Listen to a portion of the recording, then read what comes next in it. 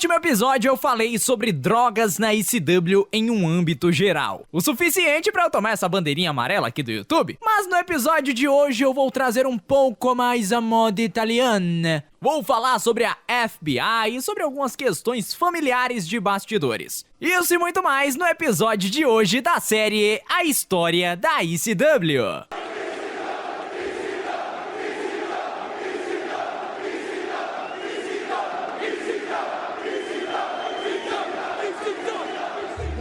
Com todas as confusões e reviravoltas que estavam acontecendo, a ECW ainda tinha sucesso com algo: os Full-Blooded Italians, que começaram a aparecer no começo de 1996, com o lutador afro-americano JT Smith unindo forças com o legítimo ítalo-americano James Little Guido Maritaro. A união acabou surgindo de um momento bem real em que o JT Smith tentou um dive pra fora do ringue e caiu de cabeça no chão de concreto. Os fãs da ECW, lógico, mostraram compaixão cantando You Fucked Up. Essa lesão acabou servindo para criar uma gimmick. A história era que o Smith ficou tão afetado que ele realmente achava que era italiano. O grupo era cômico, só que não havia nada de cômico no passado atlético do Little Guido. Ele era um homem com credenciais impressionantes no wrestling amador e chegou a jogar de nose guard no time de futebol americano da sua escola no ensino médio. Fora que ele foi treinado por um dos mais durões shooters do wrestling, Billy Robinson. Guido trabalhou na UWFI lá no Japão e era um grande exemplo do que a ECW tinha para oferecer. Não tão somente violência, mas a preparação para ela, como um verdadeiro menu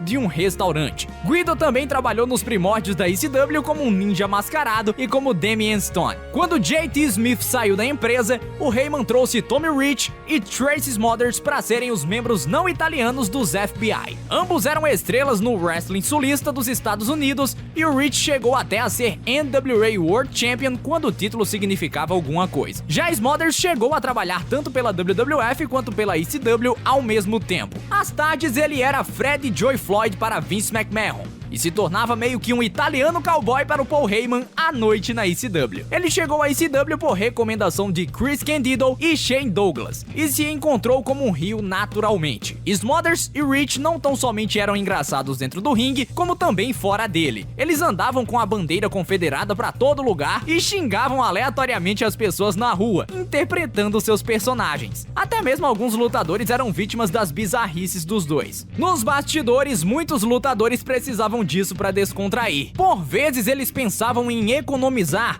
e colocavam até 15 pessoas dentro de um único quarto de hotel. Para compensar a solidão, quando as Ring Rats vinham acompanhar algum lutador em busca de fama, ela tinha que revezar com todo o bonde. Bem, mas eles também tinham coração. Quando a princesa Diana morreu em 1997, todos os lutadores ficaram em frente à televisão consternados e em silêncio assistindo ao funeral. Mas as personalidades que eram admiradas pelos fãs da ECW não tinham nada a ver com aquilo. Nessa época, as camisetas da empresa começaram a se tornar uma febre gigantesca. Camisetas com fotos de lutadores, logos e até slogans como politicamente incorreto e orgulhoso pra caralho disso começaram a se tornar as favoritas entre o público. O que ajudava era que as camisetas não tinham aquele aspecto cartunesco que era aplicado pelas outras empresas, mas sim uma aparência que poderia facilmente fazer com que elas fossem vendidas num show de rock pesadão. Todas as camisetas eram caseiras, até porque a ECW talvez nunca teve condições de contratar uma empresa pra fazê-las. A lealdade para com a ECW fez com que vários custos normais fossem cortados. O Paul Heyman tocava o barco sozinho depois da saída do Todd Gordon, e quando as coisas pareciam ter saído totalmente do controle, alguns lutadores ajudaram. Muitos até falam que a ECW não durou tanto por não ter na gerência pessoas com noções administrativas melhores. O Tommy Dreamer cuidava basicamente de tudo, camisetas, fitas,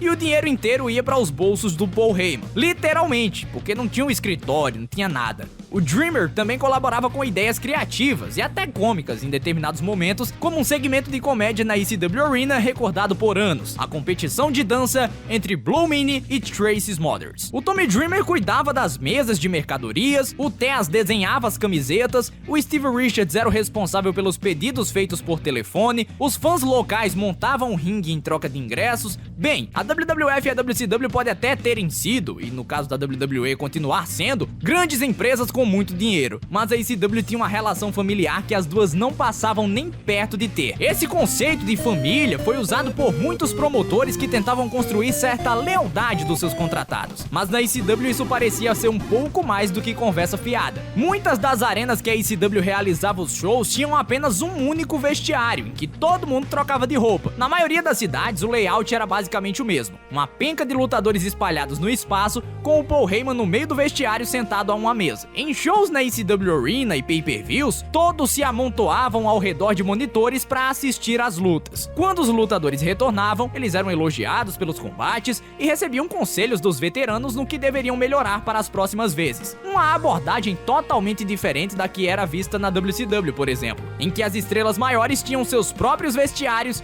e nem sequer se comunicavam com os caras do midcard ou com os lutadores preliminares, que se dividiam em um ou dois vestiários. A galerinha que usava as drogas lá na ECW, como eu comentei na semana passada, tentava se isolar, só que a integração era tão grande que o Paul Heyman conseguia juntá-los com a galera mais old school. E a família não tão somente consistia nos lutadores, mas também nos promotores. O Paul Heyman dava carta branca aos promotores locais para que eles fizessem o que eles bem entendessem, como por exemplo o Paul Richard. O Paul Heyman se rodeava de pessoas que acreditavam no produto assim como ele, mas no fundo da consciência ele sabia que o problema financeiro da empresa ainda perdurava. Paul Richard e o seu parceiro Mike Benansky eram promotores locais muito agressivos, talvez os mais agressivos do país. Os seus públicos para shows da ECW foram alguns dos melhores da história da empresa. Eles até fizeram com que a Ticketmaster vendesse ingressos para os shows da ECW, sendo que eles normalmente não pegavam eventos com uma carga de menos de 1000 ingressos. Eles até chegaram a comprar espaço na grade comercial do Raw e do Nitro. Eram homens com uma visão muito ampla do que eles queriam. E isso é tudo por hoje para o episódio da série A História da ECW. Todo o conteúdo dessa série pode ser encontrado neste livro que está aparecendo aqui na tela. O próximo episódio